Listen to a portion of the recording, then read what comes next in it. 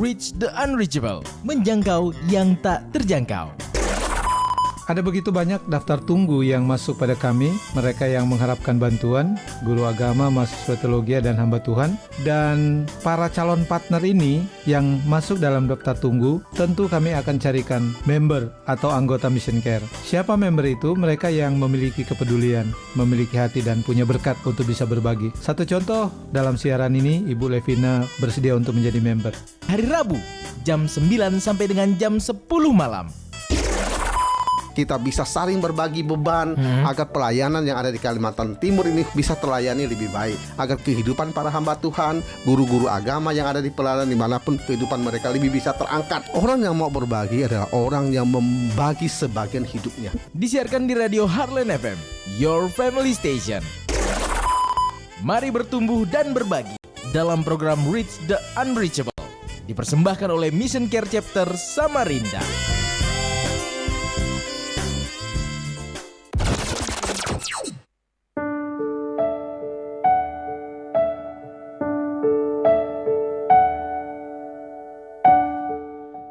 Shalom, selamat malam, kembali lagi pastinya di ruang dengar Anda, listener, di setiap hari Rabu dari jam 9 sampai dengan jam 10 nanti dalam program Reach the Unreachable, menjangkau yang tak terjangkau. Pastinya program ini dipersembahkan oleh Mission Care Chapter Samarinda dan disponsori oleh Hotel Royal Park yang tentunya menyajikan keberagaman untuk bisa menikmati kebersamaan bersama rekan kerja ataupun juga dengan keluarga. Pastinya dapat menghubungi dengan sekretaris ya, dengan marketing ya, sorry.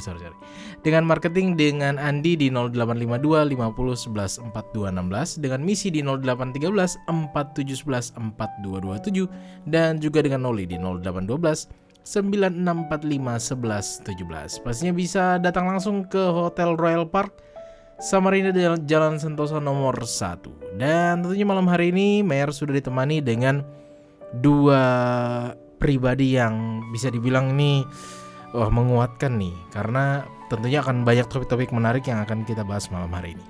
Dan pastinya listener dimanapun Anda berada boleh bergabung juga di line telepon di 0541 7725523 ataupun juga di line SMS dan WhatsApp di 0853 8872 2594 di 0853 8872 2594. Dan tentunya via virtual nih ya, Mer sudah terhubung dengan pertama dengan Guru Injil Gideon Manurung MA. Shalom, selamat malam Pak. Shalom, selamat malam. Sehat? Kabar Injil selalu ya? Iya. Dan tentunya dengan narasumber kita nih, tadi juga beliau sudah memberikan pesan tentang HUT Mission Care yang ke-25 nih ya, dengan Bapak Pendeta Gideon Ungau MTH sebagai Wakil Ketua 2 STT Tenggarong dan juga sebagai dosen di STT Tenggarong. Shalom, selamat malam Pak Pendeta. Salam, selamat malam Mayor. Shalom, selamat malam Pak Gideon Manurung dan semua pendengar sekalian. Selamat malam. Iya, sehat ini ya Pak ya? Puji Tuhan, sehat. Oke. Pas juga dengan tema kita malam hari ini yang nanti juga Pak Gideon akan sampaikan, memberi pada masa sukar. Pastinya sebelum Pak Gideon menyampaikan firman Tuhan malam hari ini, mungkin bisa Pak Gideon juga buka kita di dalam doa. Untuk Pak Gideon dipersilahkan. Baik, mari kita berdoa. Bapa di surga, kami bersyukur padamu ya Tuhan, pada malam hari ini oleh anugerah Tuhan kami bisa bertemu lewat gelombang radio Heartland FM pada malam hari ini. Terima kasih Tuhan untuk anugerah-Mu bagi kami. Tuhan, kami mau belajar firman-Mu. Kami mau merenungkan firman-Mu pada malam hari ini. Di dalam nama Tuhan Yesus kami mohon pertolongan Roh Kudus, sebab kami sungguh menyadari bahwa tanpa pertolongan Roh Kudus kami tidak akan mampu memahami firman Tuhan. Oleh sebab itu ya Tuhan, tolong kami lewat kuasa Roh Kudus, kami bisa mengerti firman Tuhan. Terlebih lagi Roh Kudus akan memberi kuasa bagi kami untuk melakukan firman Tuhan di dalam kehidupan kami. Dalam nama Tuhan Yesus, haleluya, amin. Amin. Ya, silakan Pak. Baik, selamat malam, shalom untuk semua pendengar Heartland FM pada malam hari ini. Saya rindu mengajak kita untuk belajar firman Tuhan pada malam hari ini dari 1 Raja-Raja pasal 17 ayat 7 sampai ayat yang ke-24. Tentunya para pendengar sudah sering kali mendengarkan narasi atau cerita yang dicatat dalam 1 Raja-Raja pasal 17 ayat 7 sampai 24 ini, yaitu tentang perjumpaan antara Nabi Elia dengan janda di Sarfat. Nah, Bapak Ibu Saudara sekalian yang saya kasih dalam Tuhan Yesus, kalau kita melihat narasi 1 Raja-Raja 17 ayat 7 sampai 24 ini, ayat 7 memberikan informasi kepada kita tentang kondisi yang terjadi, yang melatar belakangi narasi yang dicatat di dalam 1 Raja-Raja 17 ini, bahwa pada masa itu sedang terjadi paceklik yang luar biasa di tempat di mana cerita ini terjadi. Dan paceklik ini akibat dari kemarau panjang yang terjadi. Lalu ayat 12 menunjukkan kondisi janda yang ditemui oleh Nabi Elia, kemana Tuhan mengutus Nabi Elia untuk pergi, yaitu bertemu dengan seorang janda di Sarfat. Dalam ayat 12 ini narasi mencatat bahwa tidak ada roti pada janda itu ketika Nabi Elia meminta agar dia diberikan roti. Dan janda itu menjawab bahwa tidak ada roti pada dia, hanya ada segenggam tepung dalam tempayan, sedikit minyak dalam buli-buli, dan hanya cukup, apa yang ada itu hanya cukup untuk 1 kali olah dan hanya cukup dimakan oleh dia dan anaknya. Kemudian ayat 11 dan ayat yang ke-13, kita melihat di sana perintah Allah yang diberikan kepada janda itu, tetapi bukan langsung Allah sampaikan kepada janda itu, tetapi melalui Nabi Elia. Kemudian ayat 15 kita melihat tindakan atau respon janda itu, janda yang ada di Sarfat ini, terhadap perintah yang Allah berikan kepada dia melalui Nabi Elia. Kemudian ayat 16 kita melihat bagaimana janji Tuhan digenapi terhadap janda yang ada di Sarfat ini dan juga anaknya, bahkan Nabi Elia sendiri.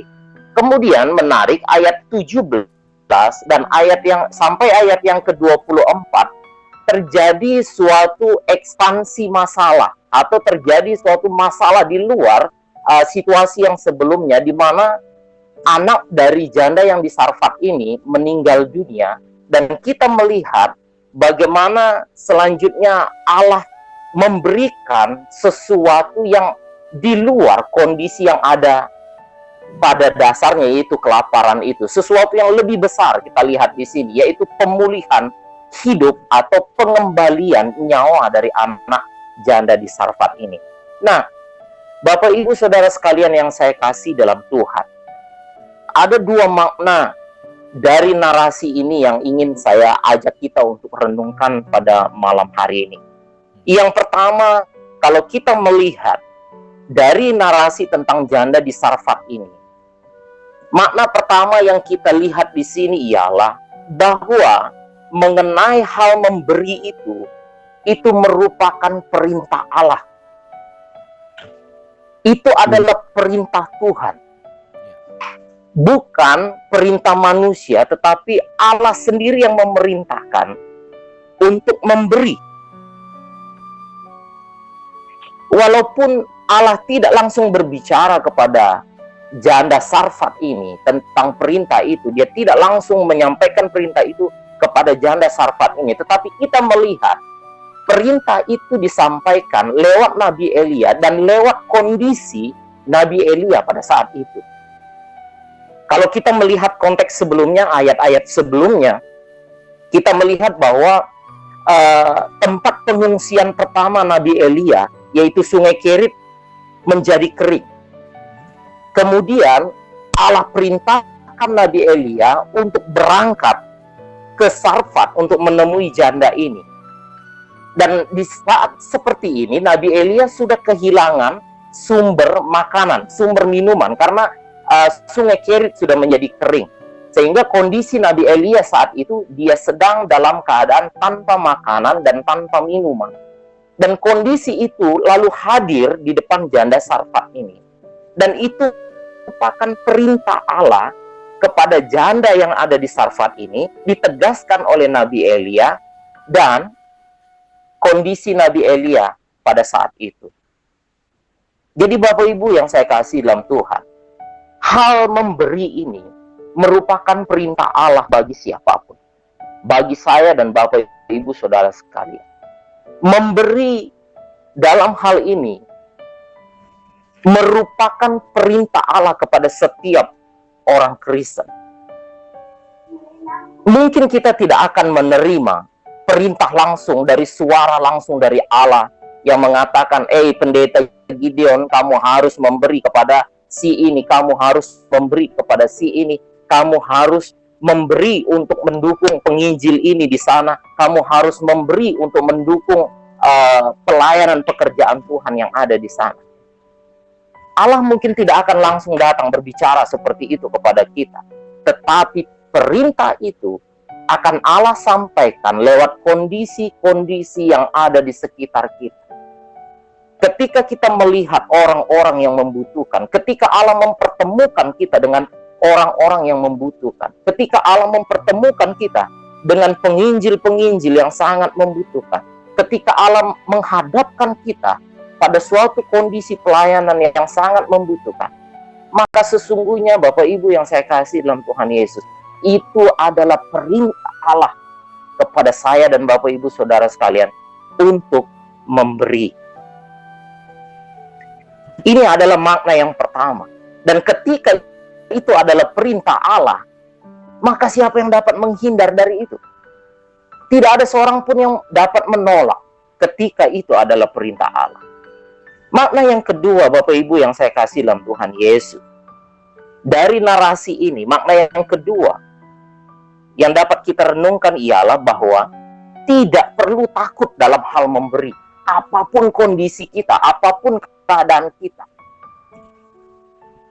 Mengapa? Karena jika Allah memerintahkan sesuatu kepada anaknya, ketika Allah memerintahkan suatu agenda kepada orang-orang yang percaya kepada Dia, Allah pasti akan bertanggung jawab untuk memelihara orang yang menerima perintah itu. Dan Allah pasti bertanggung jawab untuk memberikan kesanggupan kepada orang tersebut untuk melaksanakan perintah ini. Itu yang kita lihat dalam narasi ini. Kalau kita perhatikan, janda di Sarfat itu sedang dalam kekurangan, sedang dalam masa yang sangat-sangat sukar. Hanya ada tinggal segenggam tepung dalam tempayan dan sedikit minyak dalam buli-buli. Hanya cukup untuk satu kali diolah, satu kali masak. Tetapi karena Allah memberi perintah, maka Allah bertanggung jawab untuk memelihara kelanjutan dari kehidupan janda di Sarfat ini, Bapak Ibu yang saya kasih dalam Tuhan. Nah, seringkali kita merasa, sebagai orang percaya, sebagai orang Kristen, seringkali kita merasa takut untuk memberi ketika kondisi kita ada dalam keadaan yang sukar, ada dalam keadaan paceklik. Gampang untuk memberi ketika kita ada dalam keadaan yang berkelimpahan. Gampang untuk mempersembahkan sesuatu ketika kita ada dalam kondisi yang berlimpah dengan berkat. Tetapi bagaimana kalau kita ada dalam kondisi seperti yang dialami oleh janda Sarfat ini? Banyak orang Kristen yang gagal memberi ketika mereka ada dalam kondisi yang sulit, ketika mereka ada dalam kondisi yang sukar. Bagaimana dengan keadaan kita hari ini dalam kondisi pandemi COVID-19? Ada banyak orang yang pendapatannya menurun drastis. Ada banyak toko-toko yang omsetnya turun drastis. Ada banyak bahkan usaha-usaha yang harus gulung tikar. Ada banyak orang-orang yang kehilangan pekerjaan. Pendapatan kita menurun drastis. Apakah dalam kondisi ini, ketika Allah memerintahkan kita untuk memberi lewat situasi-situasi tertentu di sekeliling kita, apakah kita masih berani memberi? Seringkali kita akan sulit untuk memberi dalam kondisi sukar seperti ini. Tetapi ingat Bapak Ibu yang saya kasih dalam Tuhan, ketika Allah memerintahkan untuk memberi, Allah bertanggung jawab penuh untuk memelihara kita. Allah bertanggung jawab penuh untuk memberikan kemampuan bagi kita untuk melaksanakan perintah itu, yaitu memberi. Bapak Ibu yang saya kasih dalam Tuhan, seringkali ada satu konsep berpikir yang menurut saya sangat keliru di antara orang Kristen. Banyak orang Kristen berkata bahwa dia akan memberi kalau dia sudah berkecukupan. Banyak orang Kristen yang berpikir bahwa nanti kalau dia sudah mapan secara ekonomi, maka dia akan mendukung penginjilan. Dia akan mendukung kegiatan-kegiatan gereja kalau nanti dia sudah mapan secara ekonomi. Bapak Ibu, saya diingatkan dengan cerita dalam Injil Markus pasal 12 ayat 41 sampai ayat yang ke-44. Dalam Injil Markus itu, dalam Injil Markus pasal 12 ayat 41 sampai 44 ini saya bacakan untuk kita, karena ayatnya singkat saja. Pada suatu kali Yesus duduk menghadapi peti persembahan dan memperhatikan bagaimana orang banyak memasukkan uang ke dalam peti itu. Banyak orang kaya memberi jumlah yang besar.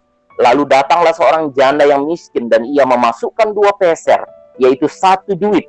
Maka dipanggilnya murid-muridnya dan berkata kepada mereka, "Aku berkata kepadamu, sesungguhnya janda miskin ini memberi lebih banyak daripada semua orang yang memasukkan uang ke dalam peti persembahan. Sebab mereka semua memberi dari kelimpahannya, tetapi janda ini memberi dari kekurangannya, semua yang ada padanya, yaitu seluruh nafkahnya."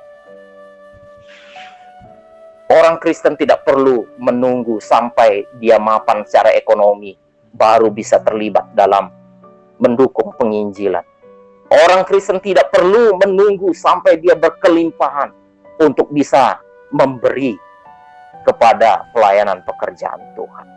Apapun yang ada pada kita hari ini, berapapun talenta yang Tuhan percayakan kepada kita hari ini, berapapun besar kapasitas yang Tuhan percayakan kepada kita hari ini, perintah Allah hanya satu: beri, maka dia akan bertanggung jawab untuk memelihara. Nah, Bapak Ibu yang saya kasih dalam Tuhan, lanjut ke ayat 17 sampai ayat ke-24 dari 1 Raja-Raja pasal 17 ayat 7 sampai 24 tadi, kita melihat muncul satu masalah baru dalam narasi ini. Anak si janda Sarfat ini meninggal. Tetapi kita melihat bagaimana Elia memohon belas kasihan Tuhan, dan jawaban Tuhan terjadi, anak itu dihidupkan kembali. Makna yang luar biasa saya temukan dari bagian ini, Bapak Ibu. Banyak orang Kristen berpikir kalau mereka memberi harta, maka Tuhan akan mengembalikan harta kepada mereka. Ada orang Kristen berpikir kalau mereka mempersembahkan materi, maka Tuhan akan memberkati mereka dengan materi. Apa yang terjadi dalam peristiwa janda Sarfat ini, Bapak Ibu? Sesungguhnya berkat pemeliharaan Tuhan itu jauh lebih luas daripada hanya sekedar materi. Dia memberi hidup, Bapak Ibu. Materi itu terlalu kecil bagi Tuhan. Uang itu terlalu kecil bagi Tuhan. Makanan itu adalah hal yang terlalu sempit bagi Tuhan. Tepung itu hal yang sangat sempit bagi Allah. Minyak di buli-buli itu, kita melihat dia sudah memelihara mereka. Janda Sarfat itu, anaknya dan Nabi Elia sudah tidak kekurangan makanan, sudah tidak kekurangan minyak. Tetapi Allah mau membuktikan bahwa sesungguhnya setelah janda Sarfat itu melaksanakan perintahnya, meresponi perintahnya dengan memberi makan kepada Elia, maka pemeliharaan Allah jauh lebih besar daripada hanya sekedar menyambung hidup janda Sarfat itu. Dia memberikan kehidupan kepada anak janda Sarfat itu. Jadi Bapak Ibu yang saya kasih dalam Tuhan, jangan sampai kita menjadi orang Kristen yang mempersempit ruang gerak Allah dalam memberkati kita. Seringkali kita hanya berharap berkat materi dari Allah, tetapi sesungguhnya ada berkat yang jauh lebih besar daripada itu, yaitu kehidupan. Ada banyak orang yang meminta berkat dari Allah, banyak orang Kristen yang meminta berkat dari Allah dan mereka berkelimpahan dengan berkat materi. Usaha mereka diberkati, uang mereka banyak, mobil mereka, rumah mereka banyak, aset mereka banyak, tetapi mereka kehilangan hidup anak-anak mereka. Ada yang terjerat dengan narkoba, ada yang terjerat dengan kriminalitas yang lainnya, dan sebagainya. Mereka fokus mengejar berkat materi, tetapi mereka melupakan bahwa sesungguhnya Allah pun berkuasa untuk memberikan kehidupan yang sejati di dalam keluarganya, kepada anak-anaknya, kepada seisi rumahnya. Inilah firman Tuhan bagi kita pada malam hari ini, Bapak Ibu yang saya kasih dalam Tuhan Yesus. Memberi itu adalah perintah Allah. Memberi itu tidak peduli kondisi kita hari ini. Mau kita sedang dalam kelimpahan, mau kita sedang dalam kecukupan, mau kita sedang dalam kondisi yang pas-pasan secara materi, atau bahkan mungkin dalam ukuran kita merasa kekurangan. Perintah Allah tetap, kita harus tetap memberi apapun kapasitas yang Allah percayakan kepada kita hari ini. Berapapun talenta yang Allah percayakan kepada kita hari ini, dari semua yang ada itu, Allah mau kita untuk memberi. Haleluya. Amin. Terpujilah Tuhan. Amin. Dan tentunya terima kasih Pak Gideon untuk renungannya malam hari ini yang menguatkan kita untuk bisa fokus kepada hal memberi. Karena menarik ya kalau misalnya seperti yang Pak Gideon sampaikan tadi, memberi dari kekurangan kita. Dan tentunya sebelum lanjut kepada sesi bertanya, karena Mer ada pertanyaan-pertanyaan menarik juga nih yang nanti akan hadir. Pastinya kita masih menggunakan Anda listener untuk dapat bergabung di line SMS dan WhatsApp di 0853 8872 2594, di 0853 8872 2594. Dan pastinya jangan kemana-mana, kami akan segera kembali.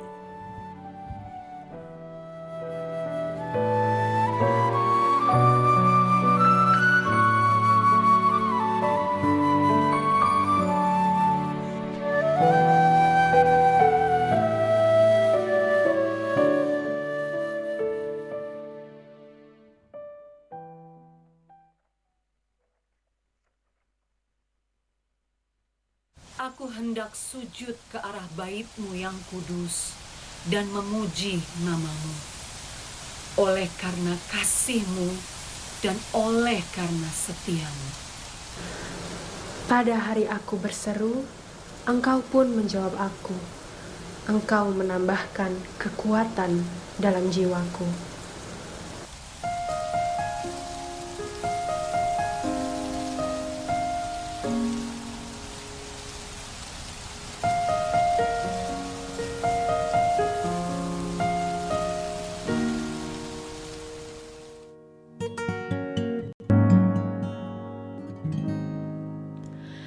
Takkan ku lupakan segala kebaikan-Mu, cara-Mu menolong, menyentuh hatiku. Takkan ku lupakan segala kebaikan-Mu, membalut hatiku, menyembuhkanku.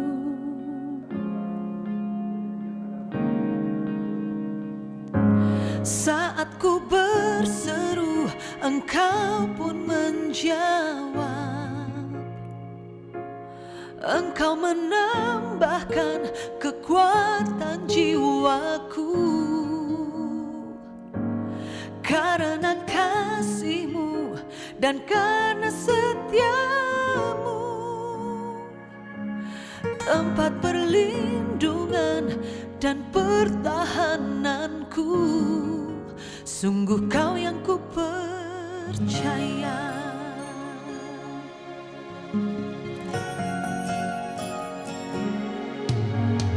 Takkan ku lupakan segala kebaikan-Mu, cara-Mu menolong, menyentuh hatiku.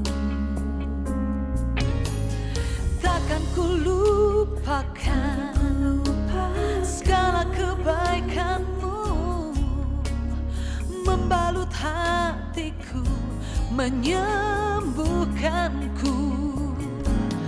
Saat ku berseru, Engkau pun menjawab. Engkau menambahkan kekuatan jiwaku. Karena kasih-Mu dan karena setia-Mu, tempat perlindungan dan pertahananku. Sungguh Kau yang ku percaya. Takkan ku lupakan segala kebaikan-Mu. Kau memuaskan jiwaku. Takkan ku lupakan segala kebaikan-Mu. Kini ku pegang janji-Mu.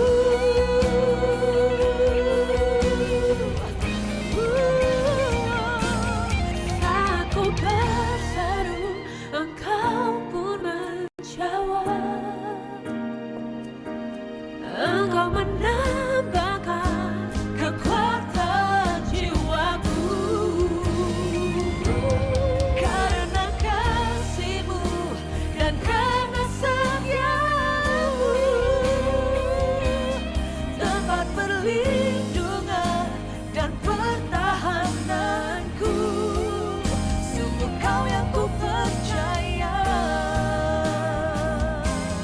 Karena kasih-Mu dan karena setia-Mu, tempat perlindungan dan pertahananku.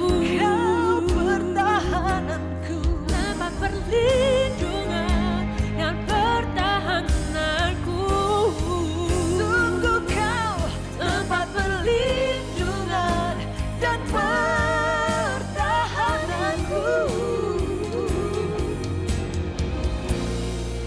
Sungguh Kau yang ku percaya.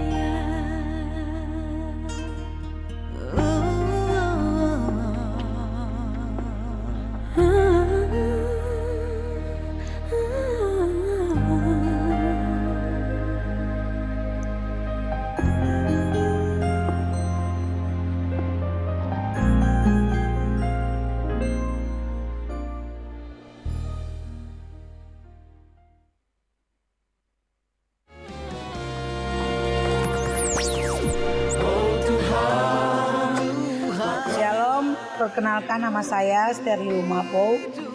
Alamat saya di Desa Jongkang, Kecamatan Luakulu, Kabupaten Kutai Kartanegara, Kalimantan Timur.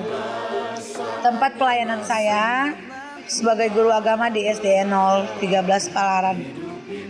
Saya mengucapkan selamat hari ulang tahun Mission Care ke-25. Doa dan harapan saya pengurus dan Mission Care baik pusat maupun di daerah-daerah, para member yang sudah berkorban dan memberi perhatian semakin diberkati dalam tugas pelayanan, pekerjaan dan keluarga. Jayalah terus Mission Care, tetap berkomitmen, berbagi dan peduli. Immanuel.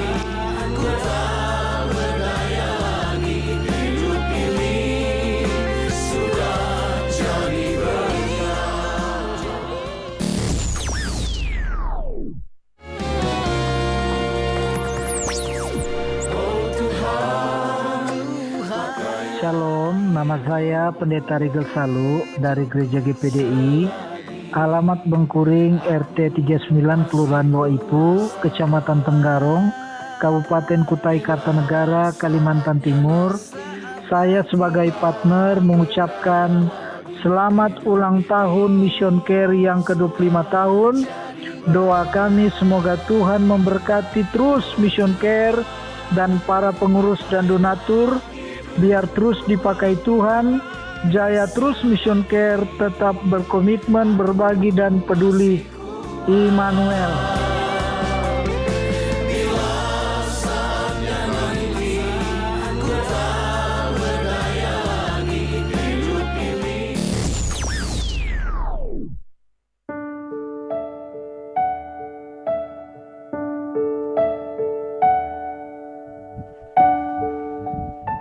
Kembali lagi ruang dengar Anda listener, dan pastinya masih dalam program Reach the Unreachable, menjangkau yang tak terjangkau. Pastinya program ini dipersembahkan oleh Mission Care Chapter Samarinda dan disponsori oleh Hotel Royal Park. Dengan tema kita malam hari ini, memberi pada masa sukar, dengan narasumber kita Pendeta Gideon Ungau MTH dan juga hadir Sekretaris Mission Care Chapter Samarinda, Guru Injil Gideon Manurung MA. Dan Mer langsung ke Pak Gideon Ungau nih. Walaupun sama-sama Gideon nih kayak gini. Baik. Okay. Double Gideon malam ini. Iya. Menarik karena Mayer sempat satu sisi kalau Mayer tidak salah ya, yang Bapak tadi sampaikan bahwa orang gagal melihat memberi di masa sukar. Konteks yang lebih luas tentang kegagalan orang di masa sukar ini seperti apa nih Pak? Mungkin ada beberapa contoh yang bisa Pak Gideon hadirkan.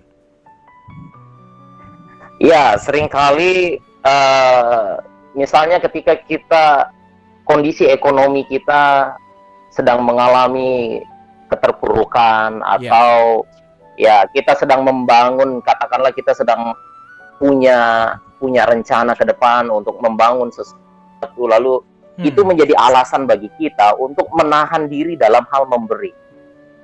Ya. Jadi itu sangat disayangkan karena waktu kita di bumi ini, waktu kita untuk berinvestasi di surga, ketika kita ada di bumi ini sangat terbatas. Kalau kita menunggu sampai kita berada pada kondisi mapan, pada kondisi nyaman, itu kita akan kehabisan waktu. Jangan-jangan nanti ketika sudah kita harus kembali ke surga, sampai di sana ternyata investasi kita belum ada apa-apanya. Berarti itu sebabnya kenapa. Berarti maksud Pak Gideon adalah saat memberi itu adalah sebuah kesempatan. Karena belum tentu saat itu kita akan bisa terulang lagi.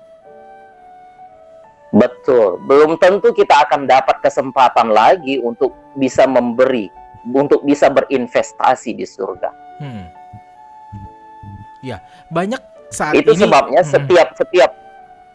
setiap kesempatan yang Tuhan berikan hari ini, setiap hari yang Tuhan berikan hari ini, dan setiap kapasitas yang Tuhan percayakan, harus dengan setia kita gunakan untuk memberi. Iya, tapi terkadang ada orang pada saat yang tadi melewatkan kesempatan tersebut. Walaupun sering, kalau Mayer beberapa dengan rekan-rekan, mereka sering bimbang untuk menentukan berapa nilainya atau apakah ini waktu yang tepat. Karena kadang-kadang kan kita sering berdilema dengan perasaan atau pikiran kita sendiri. Nah, kondisi ini yang sering terjadi sehingga yang tadi Pak Gideon sampaikan, orang justru kehilangan kesempatan. Bagaimana memulihkannya? Benar. Ini yang pasti orang menjadi pertanyaan. Bagaimana memulihkan kesempatan yang hilang tersebut? Cara memulihkan hanya satu. Lakukan hari ini. Lakukan hari ini juga. Jangan menunggu untuk kesempatan-kesempatan berikutnya datang. Karena hari ini adalah kesempatan yang Tuhan berikan. Kondisi hari ini adalah perintah yang Tuhan berikan. Oke. Mengingat kacamata sukar di setiap orang berbeda-beda nih Pak. Ada yang mungkin keterpurukannya masih bisa memberi, atau justru kadang-kadang merubah pola kacamata ini juga bukan hal yang mudah. Bagaimana dalam firman Tuhan yang bisa Pak Gideon sampaikan untuk bisa menyatukan pola kacamata kita dengan firman Tuhan untuk tetap fokus kepada kesempatan yang selalu Tuhan hadirkan di setiap hari kita? Cara untuk menyelaraskan pikiran atau konsep kita dengan Allah itu ialah memahami tujuan kita hadir di dunia ini. Oke. Jadi kalau tujuan kita hadir di dunia ini adalah untuk diri kita sendiri, untuk mengejar berkat bagi diri kita sendiri, mengejar materi bagi diri kita sendiri, saya pikir Tuhan tidak akan perlu mengutus kita datang ke dalam dunia, karena di surga itu semua tersedia kan. Ya. Jadi kalau Tuhan hari ini mengutus kita, mengizinkan kita ada di bumi, itu karena memang kita bukan hadir untuk hidup bagi diri kita sendiri, tetapi hidup untuk mengerjakan agenda-agenda Allah. Dengan kata lain, menjangkau orang lain, dan salah satu caranya adalah lewat memberi. Itu Bang Mer. Berarti saluran ya, menjadi saluran bagi kerajaan Tuhan, bagi kasih Kristus. Benar. Iya, menarik untuk bisa tetap terus kita menjaga kondisi ini. Nah, kondisi yang sering kita alami saat ini adalah, apalagi semakin mendekati akhir tahun ini, biasanya orang akan terfokus kepada kegiatan-kegiatan lain yang justru ya ini nih mengikis fokus memberi, atau konteks memberi adalah untuk sesuatu hal yang supaya dekat di bulan Desember nih. Nah, bagaimana nih untuk kita bisa dapat menjaga intensitas kita dalam fokus memberi untuk menjadi berkat bagi menjangkau yang tak terjangkau, seperti tema dari program Mission Care ini? Ya, jadi sekali lagi bahwa yang harus kita jaga itu adalah fokus hati kita, bahwa kita hidup. Sekali lagi kita harus selalu ingat bahwa kita hidup, Tuhan menghadirkan kita ke bumi ini bukan untuk hidup bagi diri kita sendiri, bukan hanya untuk hidup bagi keluarga kita saja, tetapi ada agenda Allah yang harus kita kerjakan. Dan agenda itu adalah memberkati bumi ini. Agenda itu adalah membawa Injil Kerajaan itu sampai ke ujung bumi. Salah satu caranya ialah dengan memberi. Jadi ketika kita hanya fokus kepada kebutuhan kita, nanti saya harus punya ini waktu Natal, nanti saya harus punya ini di akhir tahun ini dan sebagainya, saya perlu ini itu kita sudah terjebak pada pemikiran yang berpusat pada diri kita sendiri, bukan lagi pemikiran yang harusnya keluar untuk menjangkau dunia ini bagi kerajaan Allah. Begitu Bang Mer. Oke, menarik ya untuk tetap terus bisa menggali lagi dengan tema kita malam hari ini. Namun waktu kita juga terbatas nih, Mer. Langsung beralih kepada Pak Gideon Manurung nih. Bagaimana nih? Karena tadi juga ini sebagai agenda dari Tuhan. Nah, pasti juga ada agenda dari Mission Care nih. Mengingat ini sudah mendekati bulan Desember, yang orang udah pasti pada banyak nih istilahnya membuat tali kasih yang tentu akan dilakukan. Nah, Mission Care juga pasti punya satu hal nih di bulan Desember, kita menyambut di bulan Desember nih. Bagaimana Pak Gideon? Iya. Jadi kita di Mission Care biasanya kalau Natal kita tetap mendukung gereja-gereja dan lembaga-lembaga Kristiani. Jadi kita sendiri di Mission Care terfokus kepada pendukungan kita, baik secara para pengurus, member atau pemberi subsidi, sehingga semua program gereja secara lokal bisa terlaksana dengan baik. Jadi itu yang kita terapkan, dan memang kita selama ini jarang mengadakan Natal untuk Mission Care. Tetapi Natal kita biasanya kita gabungkan dengan pembagian subsidi di bulan 2 atau di bulan 3. Ya, itu apa? Nah, pemberian juga kepada para partner itu biasanya kita lebih banyak pendukungan daripada keterampilan kalau untuk Natal ya. Kalau untuk Natal ini kita tidak materi karena mereka sudah disubsidi setiap bulannya oleh para member atau pemberi subsidi. Jadi para partner ini kita khususkan mereka punya keterampilan, apalagi pada waktu ulang tahun kemarin kita kembali lagi kepada visi yang sudah dicanangkan oleh almarhum Bapak Peter Condro, bahwa seorang hamba Tuhan itu memang dibutuhkan dukungan dana untuk kehidupannya.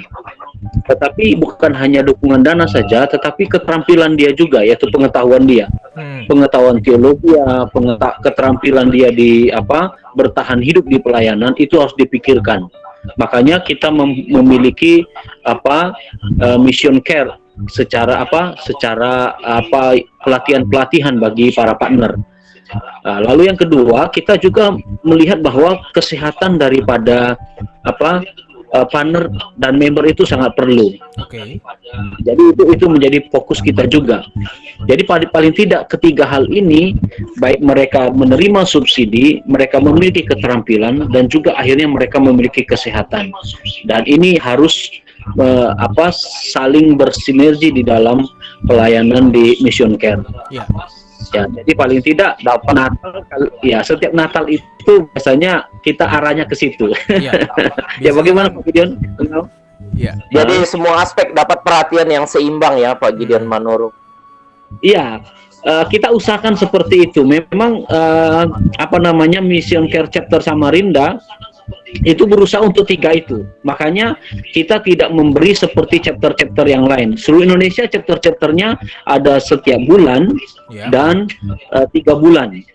Nah, mengapa kita 6 bulan? Karena kita mau mencetak hamba Tuhan itu selain mereka 6 bulan sekali 1,5, itu tujuan kita adalah pada waktu mereka menerima 1,5 yang cukup besar menurut kita, kita mengharapkan mereka, baik itu mahasiswa maupun juga guru agama Kristen dan hamba Tuhan, itu bisa memikirkan bahwa bukan hanya kuliahnya saja pada waktu mereka sudah mempunyai dana untuk kuliah misalnya, atau untuk mereka mengajar di sekolah bagi guru agama Kristen, bagi hamba Tuhan misalnya untuk kehidupan mereka sehari-hari.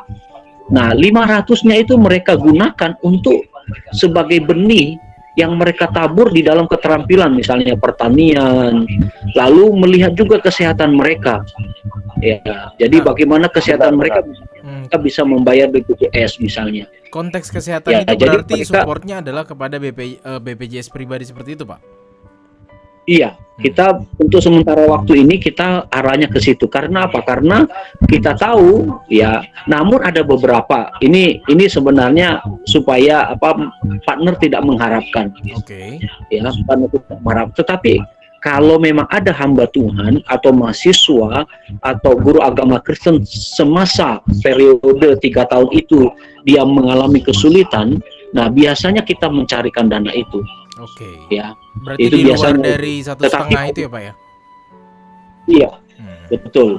Kita carikan itu. Kalau memang benar-benar baik itu hamba Tuhan, guru agama Kristen dan mahasiswa teologi yang memang kesulitan dalam hal kesehatan itu.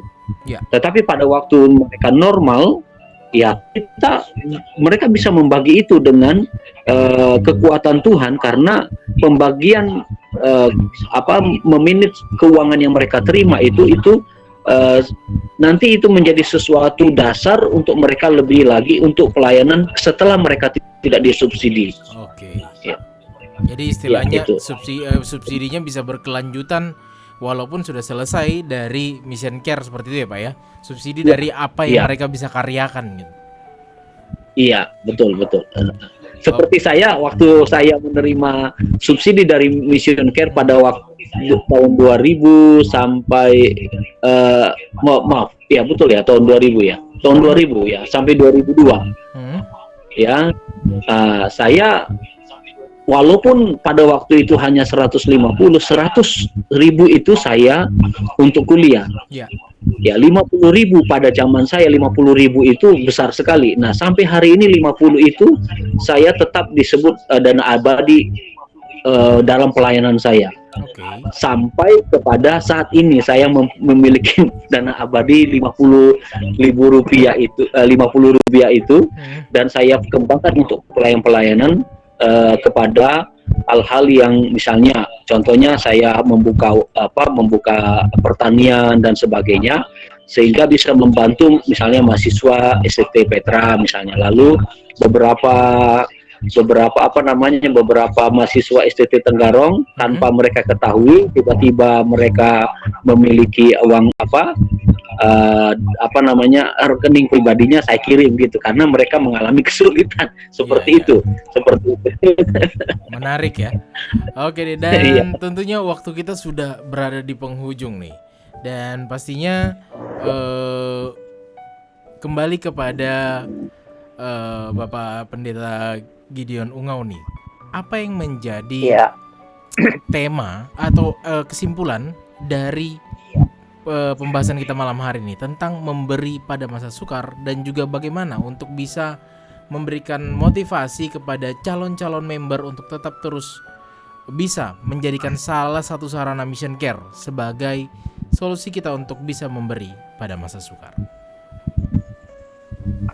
Baik, kesimpulan dari saya mungkin malam hari ini dari firman Tuhan yang sudah kita renungkan dan pelajari bersama bahwa setiap hari yang Tuhan tambahkan dalam hidup kita merupakan kesempatan bagi kita untuk mengerjakan agenda Allah yang muara dari semua agenda itu adalah menjangkau dunia ini bagi kerajaan Allah.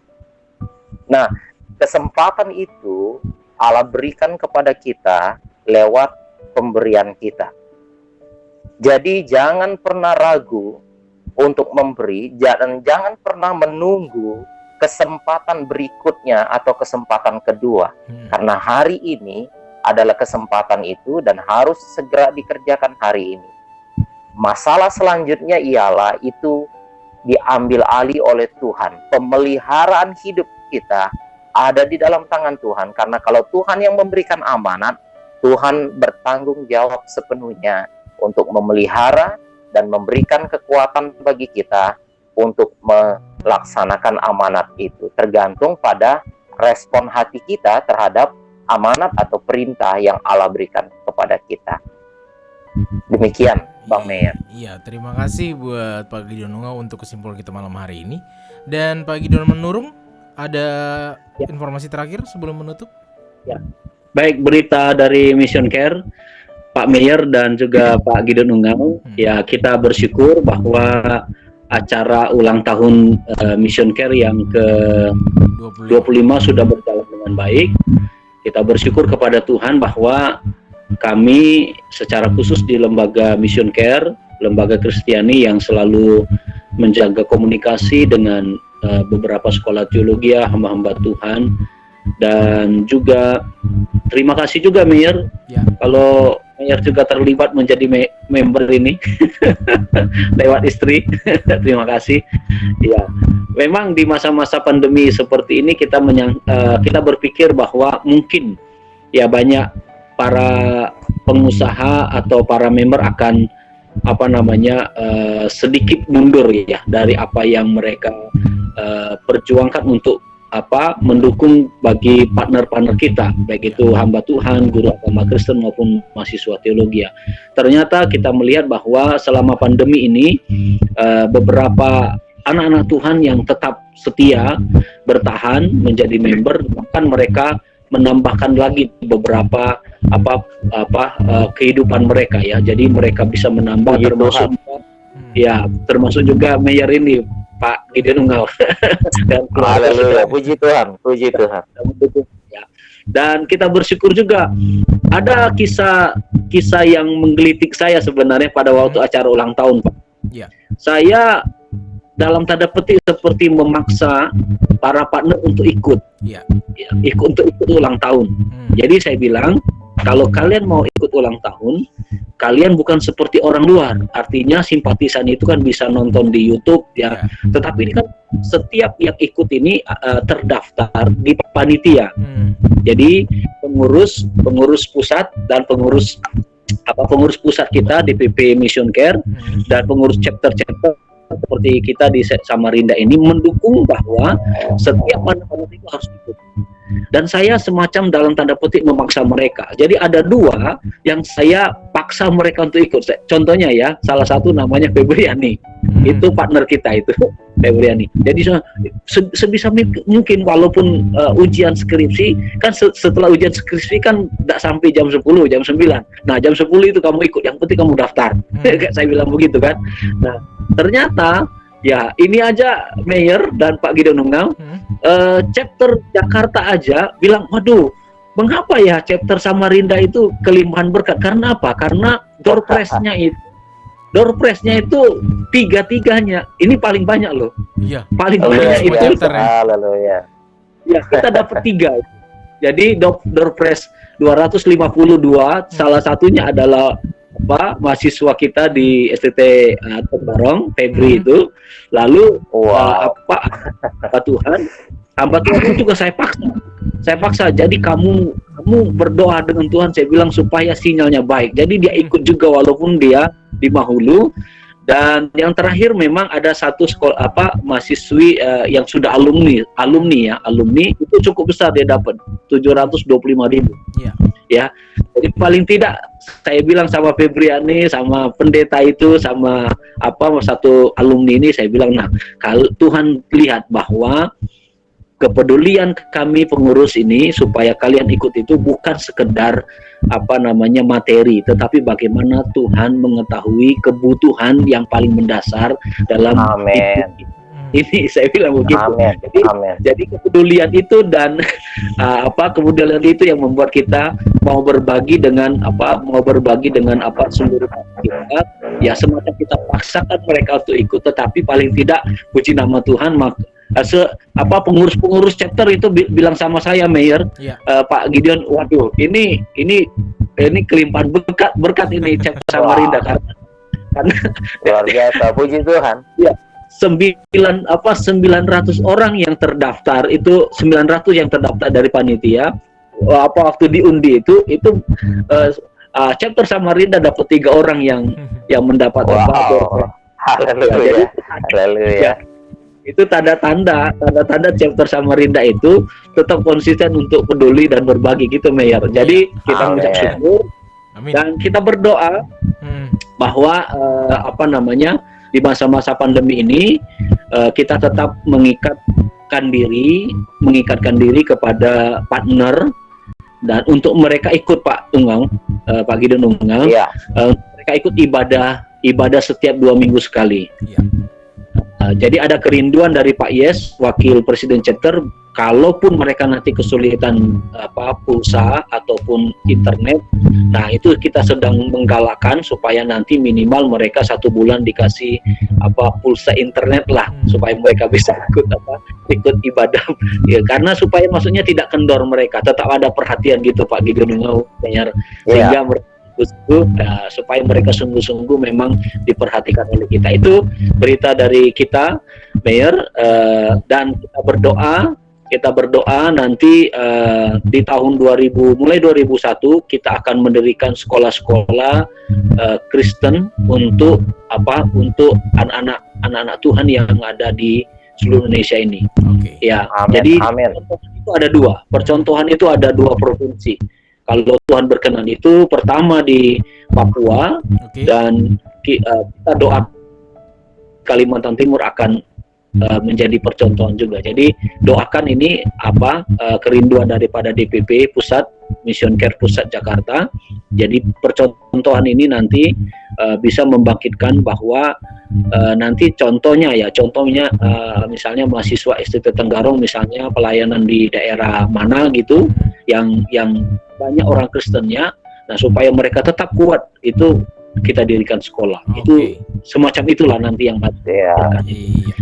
Mayor, itu berita-berita yang perlu kami sampaikan kepada kita semua para pendengar yang mendengar secara pasif, tapi mereka aktif di dalam kontribusinya ini, Mayor. Dan kita doakan mereka sungguh-sungguh nanti setelah ini mereka akan Facebook dengan komunikasi dengan kita kembali di WA gitu, Mayor. Ya, dan tentunya sebelum menutup perjumpaan kita, mungkin kembali Pak Pendeta Gideon Ungau bisa menutup kita di dalam doa. Baik, sebelum kita berdoa, saya atas nama Sekolah Tinggi Teologi Tenggarong mengucapkan terima kasih kepada Mission Care yang sudah berkontribusi luar biasa bagi beberapa mahasiswa kami, dan ada beberapa yang sudah ada di ladang pelayanan hari ini. Itu semua tidak terlepas dari dukungan para member. Tuhan Yesus memberkati. Mari kita berdoa. Bapa di surga, kami bersyukur kepadamu ya Tuhan untuk pertemuan kami pada malam hari ini lewat siaran radio atau gelombang radio ini ya Tuhan. Apapun yang sudah kami sharing dalam kesempatan ini, biarlah Roh Kudus sendiri yang akan mengkaryakannya, yang akan mengerjakannya, sehingga semuanya itu akan bertumbuh dan menghasilkan buah yang berlimpah di dalam hidup kami. Terima kasih Tuhan, terpujilah Engkau ya Tuhan. Jadikan kami sebagai alat-Mu ya Tuhan di bumi ini untuk mengerjakan agenda-agenda Tuhan, sampai berita kerajaan Allah itu menjangkau setiap suku bangsa di bumi. Terima kasih Tuhan, terpujilah Engkau di dalam nama Yesus. Haleluya. Amin. Amin. Dan pastinya terima kasih Pak Gideon Ngau. Ya, Pak Gideon Manurung juga terima kasih. Terima kasih banyak. Oke, dan tentunya terima kasih juga buat listener yang sudah monitor di Radio Heartland FM dan juga di live Facebook ya. Mungkin ada beberapa trouble di Facebook. Tapi pastinya terima kasih untuk tetap terus monitor. Dan tentunya kita akan ketemu lagi di minggu depan di jam yang sama, di program yang sama, Reach the Unreachable, menjangkau yang tak terjangkau. Dari balik meja siar Radio Heartland FM kami undur diri. Akhir kata, keep on growing and never give up.